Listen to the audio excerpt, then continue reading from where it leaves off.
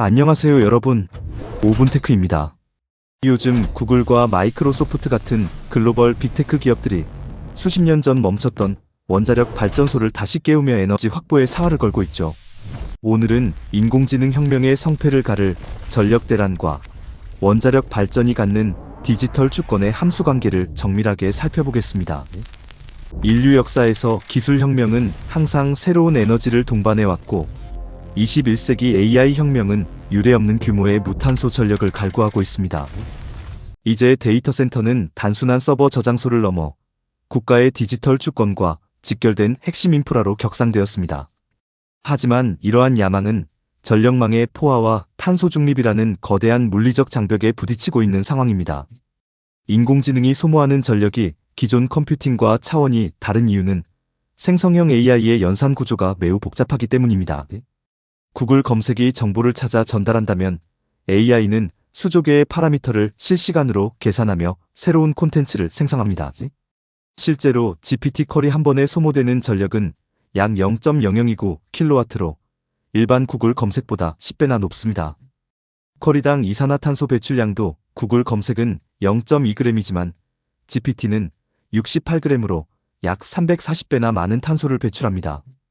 국제에너지기구 IEA는 2030년까지 전 세계 전력 수요가 에너지 수요보다 2.5배 빠르게 성장할 것이라며 이를 전기의 시대라고 정의했습니다.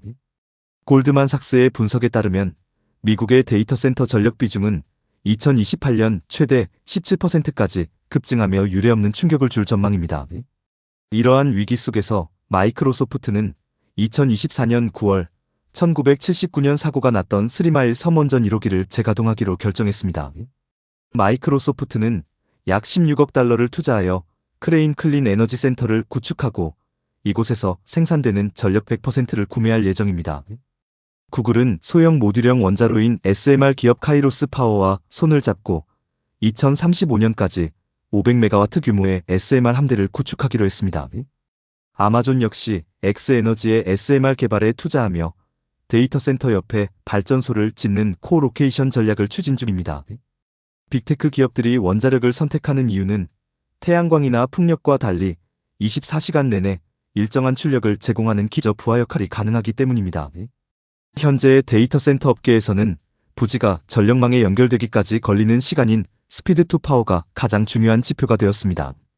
세계 최대 시장인 버지니아주 북부는 전력망 연결 대기 시간이 7년에 달하며 이는 AI 하드웨어 확보보다 더 큰 제약이 되고 있습니다. 설상가상으로 대형 변압기의 공급망도 한계에 도달하여 과거 2년이던 리드 타임이 현재는 5년 이상으로 늘어났습니다. 미국은 이러한 핵심 전력 설비의 제조 역량이 부족하여 상당 부분을 해외 수입에 의존하고 있으며 이는 국가 안보의 취약점으로 부상했습니다. 테크 기업들의 원전 직접 연결 시도는 기존 유틸리티 사업자들과 비용 전가 논쟁을 일으키며 규제 장벽에 막히기도 합니다.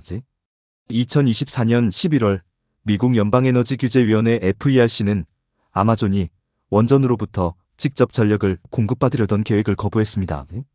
일반 소비자들에게 망유지 보수 비용이 전가될 수 있다는 우려 때문인데 이러한 갈등은 정책적 패러다임의 변화를 요구하고 있습니다. 미국 정부는 AI 패권을 위해 2024년 7월 어드밴스 액트에 서명하며 차세대 원자로에 대한 인허가 절차를 대폭 간소화하기 시작했습니다. 외부에서 전력을 확보하는 동시에 데이터 센터 내부에서는 액체 냉각 기술을 통해 효율성을 극대화하려는 투쟁이 벌어지고 있습니다. 서버를 비전도성 액체에 담그는 침전 냉각 방식은 냉각 전력을 획기적으로 낮춰 데이터 센터 효율 지표인 PUE를 1.05 수준까지 떨어뜨립니다.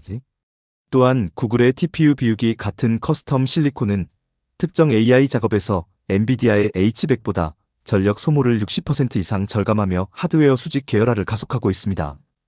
이제 업계의 핵심 경쟁 지표는 단순 성능이 아니라 한정된 전력에서 얼마나 많은 지능을 만드는지를 뜻하는 와트당 토큰으로 옮겨가고 있습니다.